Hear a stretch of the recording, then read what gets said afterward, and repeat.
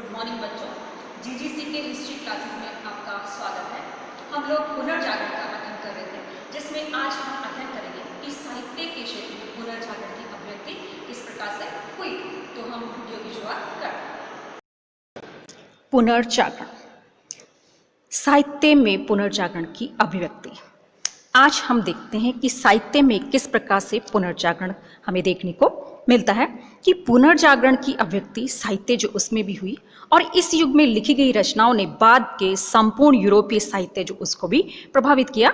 और पुनर्जागरण के पूर्व विद्वान लोग केवल लैटिन और यूनानी भाषा जो उसी में लिखते थे और जो उनकी बोलचाल की भाषा जो थी वो अच्छी नहीं समझी जाती थी। लेकिन पुनर्जागरण के परिणाम स्वरूप क्या हुआ, आपके पश्चिमी यूरोप में बोलचाल की दो भाषाएं जो उनका विकास हुआ और रोमन साम्राज्य के भीतरी क्षेत्र में लैटिन में कुछ भाषाएं विकसित हुई जिन्हें रोमन्स भाषाएं कहा जाता था और इनमें इटालियन, फ्रेंच, स्पेनिश तथा पुर्तगाली भाषाएं शामिल थी। और रोम साम्राज्य की उत्तरी सीमा के पार के क्षेत्रों में जो भाषा विकसित हुई उसे जर्मनिक भाषाएं कहा जाता है और उनमें जर्मन, अंग्रेजी, नॉर्वेजियन, डच और स्वीडिश भाषाएं शामिल थी और इन्हीं को हम देशी भाषाएं जो उसके नाम से जानते हैं। और पुनर्जागरण के परिणाम स्वरूप क्या हुआ, इन सभी भाषाएं जो उनमें साहित्य जो उसको रचा जाने लगा, जिसमें सबसे पहली बात हम देखते हैं कि इटालवी साहित्य। कहा जाता है कि पुनर्जागरण की लहर जो थी वो सबसे पहले कहाँ से, इटली से ही शुरू हुई थी। इसीलिए स्वाभाविक है कि इटालवी साहित्य में भी पुनर्जागरण की अभिव्यक्ति जो है सबसे पहले देखने को मिलती है।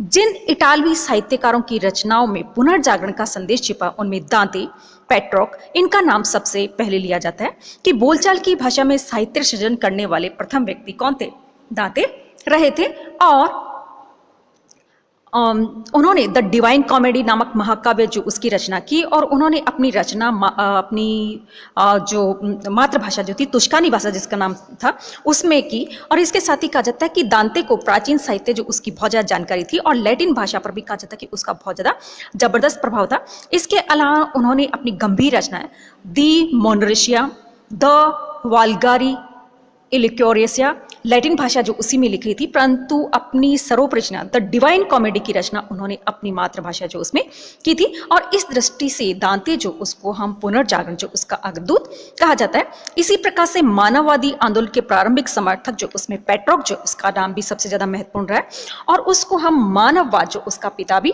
कह सकते हैं। और उनकी कहा जाता है कि आपके यूनानी साहित्य के प्रति गहरी रुचि थी और इन भाषाओं के पुराने हस्तलिखित ग्रंथों को खोजने और उनका संग्रह करने में इन्होंने अपनी सारी शक्ति लगा दी थी। और पेट्रोक जो था उसको सिसरो की जो कृतियां जो थी उनसे बहुत ज्यादा लगाव था और इन्होंने भी अपनी ज्यादातर भाषा रचनाएं जो थी वो बोलचाल की भाषा जो उसको छोड़कर बल्कि क्लासिकल लैटिन जो उसमें की थी। इसके अलावा पेट्रोक ने अपने सोनाटो यानी कि एक प्रसिद्ध गीत 14 पंक्तियों का गीत को गीतों के लिए प्रसिद्ध माना जाता है और इन्हीं के द्वारा उसने इटालियन साहित्य को यूरोपीय साहित्य में सबसे श्रेष्ठ बना दिया था। और पेट्रोक ने विख्यात रोमन कवि वर्जिल की शैली जो उसका अनुसरण करते हुए अफ्रीका नामक एक लंबा गीत लिखा जिसमें सीपीओ यानी कि रोम का प्रसिद्ध सेना नायक के जीवन का अभूतपूर्व विवरण दिया है।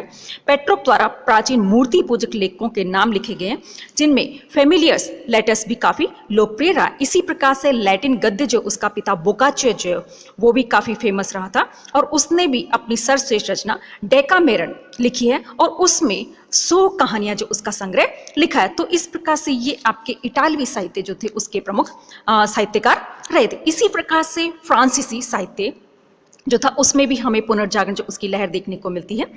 अब देखते हैं हम फ्रांसीसी साहित्य कि पुनर्जागरण की लहर ने फ्रांस जो उसको भी प्रभावित किया और फ्रांस के कई लेखक तथा कवियों ने अपनी मातृभाषा फ्रेंच जो उसमें अपनी रचनाएं ली और ऐसे लोगों में फ्राइसर्ट, बीलो, रेबेलोस तथा मोत्ते की रचनाएं जो सबसे उल्लेखनीय बताई जाती हैं।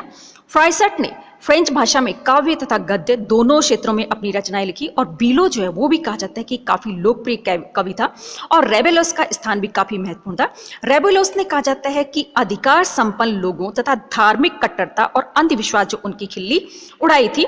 इसके अलावा मोत्ते व्यक्तिगत निबंध जो उनका प्रवर्तक माना जाता है और उसने अपने निबंध सरल और सुबोध फ्रेंच भाषा जो उसी में लिखे थे। तो इस प्रकार से हम फ्रांसीसी साहित्य जो उसमें भी इस प्रकार से मानववादी विचारधारा जो उसका विकास हुआ इसको देखते हैं। अगला आता है अंग्रेजी साहित्य। कि पुनर्जागरण से इंग्लैंड जो है वो भी काफ़ी प्रभावित हुआ और वहाँ अंग्रेजी साहित्य जो उसका विकास हुआ और 13वीं सदी में इंग्लैंड के संपन्न लोग फ्रेंच भाषा में और सामान्य लोग सेक्शन भाषा में बोलते थे, परंतु शीघ्र ही दोनों भाषाएं जो उनका महत्व जो था कम हो गया और इंग्लैंड ने जर्मनिक तथा रोमन्स भाषाओं से प्रभावित एक नई भाषा अंग्रेजी जो उसका उदय हुआ और 14वीं सदी में अंग्रेजी भाषा में साहित्य जो उसको रचा जाने लगा, जिसमें विजन ऑफ पियर्स प्लोमेन नामक रचना प्रारंभिक अंग्रेजी साहित्य जो उसकी एक शानदार रचना मानी जाती है और इसमें आपके कवि चौसर प्रमुख रहा था। उसे अंग्रेजी कविता का पिता कहा जाता है और उसने अपने समय की प्रचलित भाषा जो उसका प्रयोग किया, जो कि एंग्लो सैक्सन और आधुनिक अंग्रेजी भाषा जो उसके बीच की कड़ी मानी जाती है और उसकी प्रसिद्ध रचना कैटरबरी टेल्स है और इस रचना में उसने चौसर ने कैटरबरी की एक यात्रा पर निकले हुए लोगों के वास्तविक गुण और दोष जो उनका हास्यपूर्ण वर्णन किया है। जिस प्रकार से कहा जाता है कि दांते की रचनाओं में हमें मध्ययुगीन विचारों की झलक देखने को मिलती है, ठीक उसी प्रकार से चौसर की रचनाओं में इंग्लैंड के मध्यकालीन समाज जो उसकी झलक देखने को मिलती है। और चौसर के बाद पुनर्जागरण की विचारधारा जो उसको आगे बढ़ाने का काम किसने, जॉन कॉलेट और टॉमस मूर जो उसने भी किया था।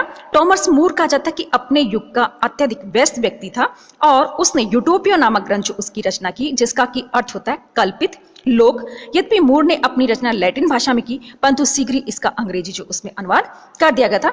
और इसके अलावा पुनर्जागरण का एक अन्य कवि एडम स्पेंसर जो वो भी हुआ कि उसने फेरी क्वीन जो उसकी रचना की और इस रचना में उसने नायक राजकुमार ऑर्थर की अच्छाइयां जो उनका वर्णन किया है। और इसके अलावा फ्रांसिस बेकन जो है वो भी हुआ और इसके अलावा आपके उन्होंने द एडवांसमेंट ऑफ लर्निंग जो है यानी कि विद्या की उन्नति जो है वो रचना की और अपनी एक अन्य रचना द न्यू एटलांटिस के माध्यम से बेकन ने इस बात पर जोर दिया कि स्कूलों और विश्वविद्यालयों में पाठ्यक्रम जो है उसमें विज्ञान को शामिल किया जाए। इसी प्रकार से विलियम शेक्सपियर भी जो है वो भी हुआ। वह अपने युग का कहा जाता है कि प्रसिद्ध नाटककार और कवि माना जाता था और आज संसार की जितनी भी भाषाएं हैं उनमें कहा जाता है कि शेक्सपियर जो उसको पढ़ा जाता है। और मानव जीवन के हर पहलू और स्थिति का अंकन करने में शेक्सपियर को जितनी सफलता शायद किसी अन्य को नहीं मिली। शेक्सपियर ने समाज के प्रत्येक वर्ग, चाहे वो साधु, संत, सेवक, सेविका, राजा, सम्राट, सैनिक, सेनापति, वेश्या, गायिका, भिखमंगा, निर्धन, हत्यारा, परमार्थी इत्यादि सभी का उसने चित्रण किया और उसके चित्रण में मानवीय करुणा, मानव स्वभाव का शानदार उल्लेख हमें देखने को मिलता है। और हर श्रेणी के नाटक में उसने पूर्ण दक्षता जो उसका परिचय दिया, जैसे कि दुखांत नाटकों में उसने ऑथेलिया, मैकबेथ और हेमलेट, ऐतिहासिक नाटकों में जैसे हेनरी चतुर्थ और रिचार्ड द्वितीय, सुखांत नाटकों में द मेरी वाइवर्स ऑफ विंडसर, ट्वेल्थ नाइट और द टेम्पटेड आदि मुख्य रहे हैं। तो इस प्रकार से हमें विलियम शेक्सपियर जो है वो उसकी रचनाएं जो देखने को मिलती है, जिसमें कि पुनर्जागरण जो उसका रूप हमें देखने को मिलता है। इसी प्रकार से अन्य भाषाएं जो उसमें भी साहित्य रचा गया, जैसे स्पेन है, पुर्तगाल है, जर्मनी, हॉलैंड आदि सभी क्षेत्रों में, यानी कि इन सभी क्षेत्रों में पुनर्जागरण जो उसका प्रभाव पड़ा था।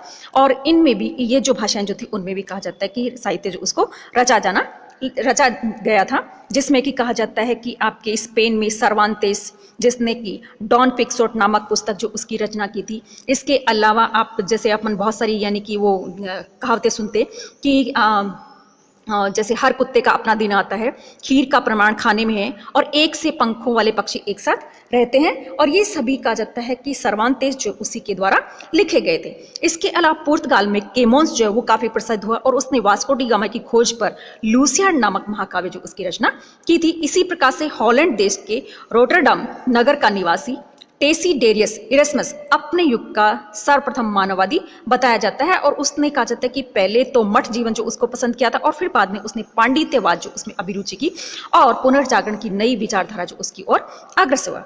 इसी प्रकार से राजनीति जो उसमें भी साहित्य जो उसमें परिवर्तन कहा जाता है कि पुनर्जागरण के परिणाम यूरोप के राजनीति क्षेत्र में भी परिवर्तन हुए और मध्य युग में सामंतों ने राजाओं से भी अधिक शक्ति जो है उसको प्राप्त कर लिया था, परंतु पुनर्जागरण काल में सामंतों की शक्ति जो थी वो कम होती गई और राजाओं की शक्ति जो उसका फिर से विकास हुआ।